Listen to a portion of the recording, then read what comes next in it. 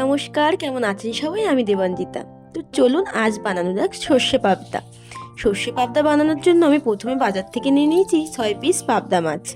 পাবদা মাছগুলোকে সুন্দর করে কেটে ধুয়ে পরিষ্কার করে নুন হলুদ মাখিয়ে এক এক করে ভেজে নেব। পাবদা মাছের এই রেসিপিটা বানানোর জন্য খুব একটা মশলার কিন্তু প্রয়োজন নেই।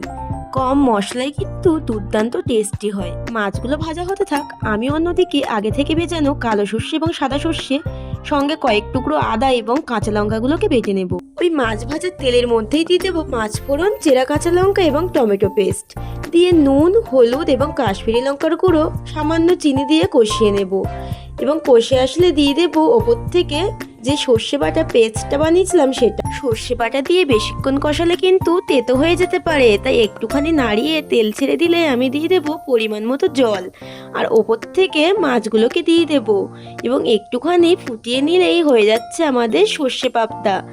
দারুণ একটা রেসিপি, অবশ্যই ট্রাই করো, খেতে কিন্তু দারুণ হয়েছিল।